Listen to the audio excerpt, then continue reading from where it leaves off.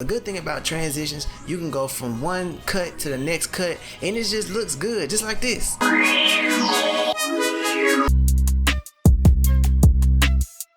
Alright guys, welcome back to the Self-Taught Creative. My name is Joshua F. and I'm a self-taught creative. And today we're going to go over basic transitions. Transitions are a major part in a lot of different projects that you will be doing going forth in your career, man. Everybody loves transitions. I think transitions make things more dynamic, more cinematic, and it's just real eye-popping to the audience to have good transitions. So I'm gonna show you guys some of the basic transitions that are in Premiere Pro 2020 and some of the ones that I use the most still to this day. I've been doing this for 9 years now, a lot of years, man, and I still use some of the basic transitions that come in Premiere Pro 2020. Some of the things they have upgraded, but a lot of the ones are still in Premiere Pro 2020. So let's jump right into Premiere Pro 2020 so I can show you guys. Alright, now we inside Premiere Pro 2020 and let's dive into some transitions, baby. So what I got here is just some clips of the beat, some of them some drone shots.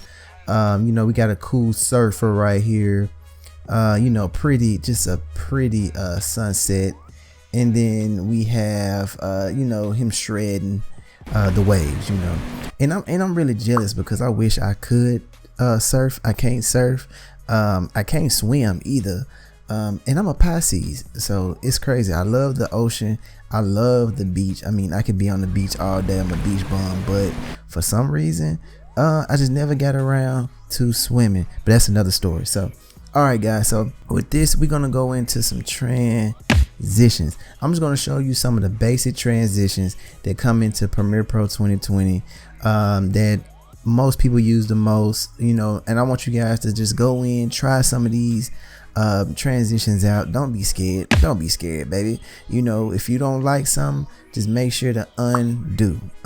Alright, so we're gonna go into effects down here. If yours doesn't look like this, you may be in another type of window or workspace window.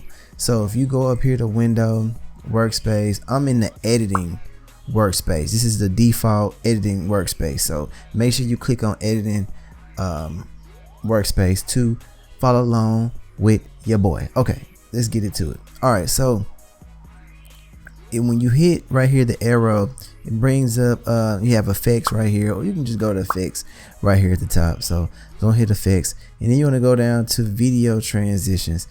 Now these are all the standard transitions that come with Premiere Pro 2020 by default. You can always download other ones. I'm going to go into that in other tutorials. So we're going to go in and look at these different folders.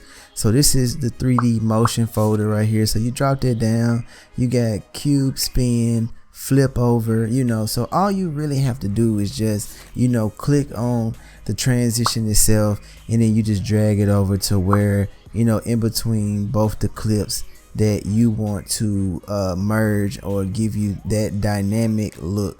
So if you take the cursor down here to kind of just zoom in, you can pretty much see where the transition is and where it's taking place. And right now pretty much it's trying to render the transition. So we're gonna go in and I'm just gonna hit play from here so we can just see.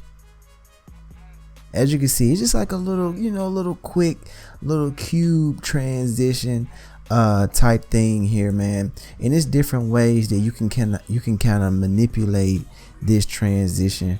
So basically if you click where the transition is, in this square here, if you look over in your top left hand in this monitor, it's going to give you pretty much just different ways for you to manipulate this transition. Let's click on that transition.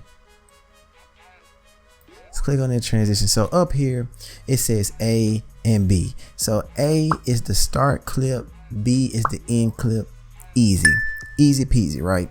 Alright, so when you go here to alignment, so this is the duration. The duration is just saying that this transition is going to go for a second. So it's taking a full second to get from one clip to the next clip, and right under that you see alignment. So alignment shows you that the cut is in the center, meaning that if you look right here, it's saying that this is in the center of clip A and clip B. All right, so say for example I don't want it to be in the center. I may just want it to be, you know, part of the transition of start A video, which is the first video. So you just go down, hit start cut. So right here you have the center at cut. So the center at cut is just saying that, you know, the transition is from one clip to the next clip, from clip A to clip B. But for example, let's say you want to do start at cut. So start at cut is going to start it, the transition, from the second clip. So if you hit there, so as you can see, it just goes straight into, you know, so you, as you see, it moved over to clip B. And now, you know, if you want to do, you know, you got, you know, the end cut. So the end cut is just showing that, you know, it's already going to start kind of merging it from here. So from the first clip, there you go. So, you know, going back to duration, say, you know, this is like, you know, this is too slow. You know, you're like, man, you know, this is a slow transition. I want it to be more dynamic, you know, give it some energy. So what you can do is you can highlight the transition, and as you see, these markers show up to the left and to the right of the transition. So once you get it there, you can just hold your mouse, left click your mouse, and you can just drag it in. You can do this from both sides, and now once I hit play, it moves a lot faster. You see that? You see that? You know, this is where you can add like some sound effects, like the whoosh sound effect. You know, you can add that there. So, you know, we'll go down to so dissolve transitions are more of, you know, not kind of what you just saw was kind of a split, or like they call it a push transition, is what the cube spin was. So dissolve kind of merges the two clips together, kind of morph them together, if that makes any sense. So we're going to just try to let's try a cross dissolve. So cross dissolve is probably one of the most used type of transitions, I believe. Let's bring that over. I don't know why I saying it, get that out of there. So you know, as you can see, it's just real. You know, it just looks real. This is good for like wedding videos and really cinematic trailers and things like that. You can use it, you know, for real dreamy type of transitions. You know, you can use this transition. So yeah, just kind of, you know, we can shorten that up a little bit, make it a little shorter.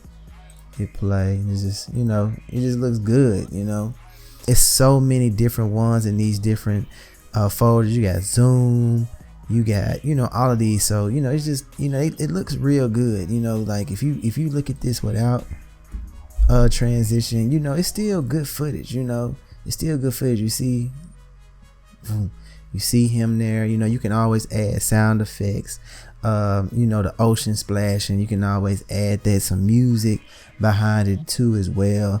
But you know, if you don't want hard cuts, you can always add, you know, different transitions just to make it a little bit more cinematic and things like that. So what I'm gonna do is I'm just gonna grab some different basic transitions, and just show you guys how it would look once you add some transitions to this. All right guys, so look, so this is just a quick put together. I just grabbed some of these basic transitions and put them onto the different clips, kind of shortened up the clips a little bit, sped them up, but just to show you guys, you know, just a cinematic look at how transitions really add that extra touch to your footage. You may not want a lot of transitions, but sometimes, you know, just depending on if it's a promo, a music video, it just all depends on the project. So transitions do add good elements to your video. So let's just hit play here.